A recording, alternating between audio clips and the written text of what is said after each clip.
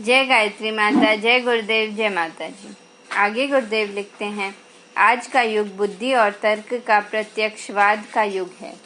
इस शताब्दी के प्रभावशाली गणमान्य व्यक्तियों की विचारधारा केवल धर्म ग्रंथ या परंपराओं पर आधारित नहीं रही है। उन्होंने बुद्धिवाद, तर्कवाद और प्रत्यक्षवाद को अपने सभी कार्यों में प्रधान स्थान दिया है। ऐसे महापुरुषों को भी गायत्री तत्व सब दृष्टिकोणों से परखने पर खरा सोना प्रतीत हुआ है। नीचे उनमें से कुछ के विचार देखिए। महात्मा गांधी कहते हैं, गायत्री मंत्र का निरंतर जप रोगियों को अच्छा करने और आत्मा की उन्नति के लिए उपयोगी है। गायत्री का स्थिर चित्त और शांत हृदय से किया हुआ जप आपत्ति काल में संकटों को दूर करने का प्रभाव रखता है।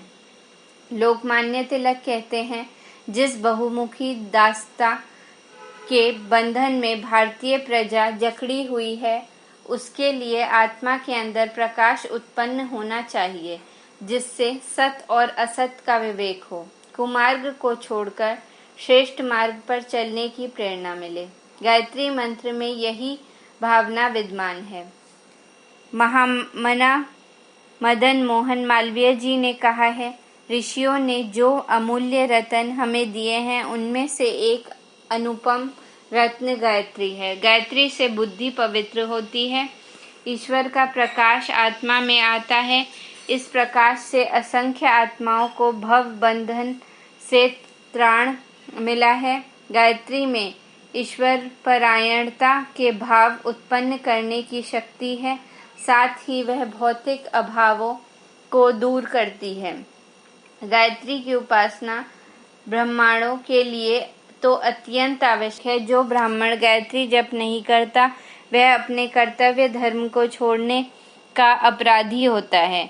कविंद्र रविंद्रनाथ टैगोर कहते हैं, भारतवर्ष को जगाने वाला जो मंत्र है, वह इतना सरल है कि एक ही श्वास में उसका उच्चारण किया जा सकता है। वह है गायत्री मंत्र। इस पुनीत मंत्र का अभ्यास करने में किसी प्रकार के तार्किक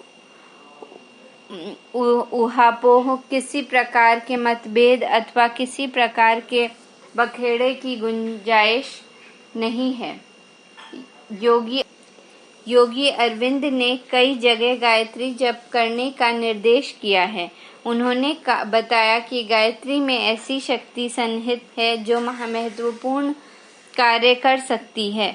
उन्होंने कईयों को साधना के तौर पर गायत्री का जप बताया है। स्वामी रामकृष्ण परमहंस का उद्देश्य है, मैं लोगों से कहता हूँ कि लंबी साधना करने की उतनी आवश्यकता नहीं है। इस छोटी सी गायत्री की साधना करके देखो। गायत्री का जप करने से बड़ी बड़ी सिद्धियां मिल जाती हैं।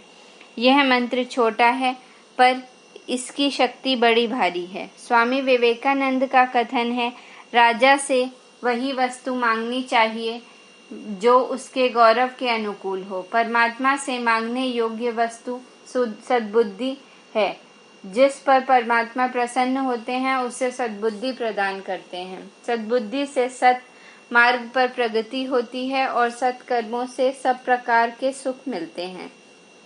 जो सत की ओर बढ़ रहा है, उसे किसी प्रकार के सुख की कमी नहीं रहती।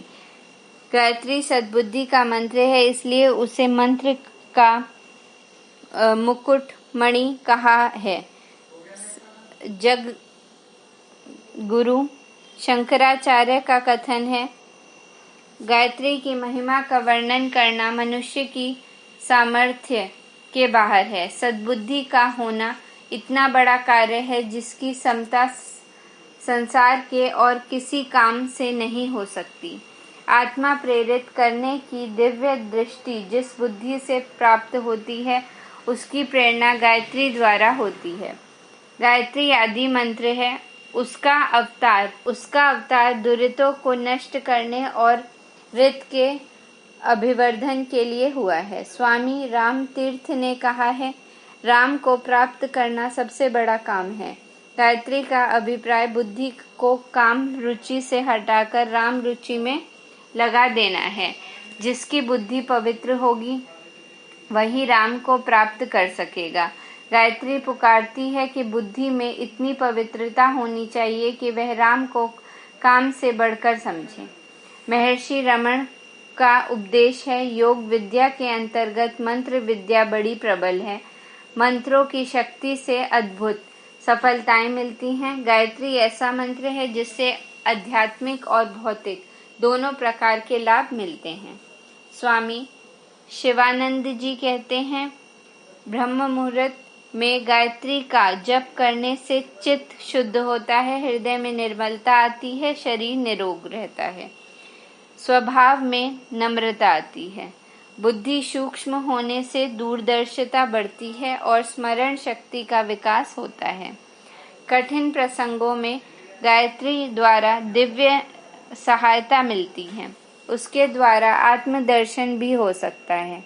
काली कमली वाले बाबा विशुद्धानंद जी कहते हैं, गायत्री ने बहुतों को सुमार्ग पर लगाया है।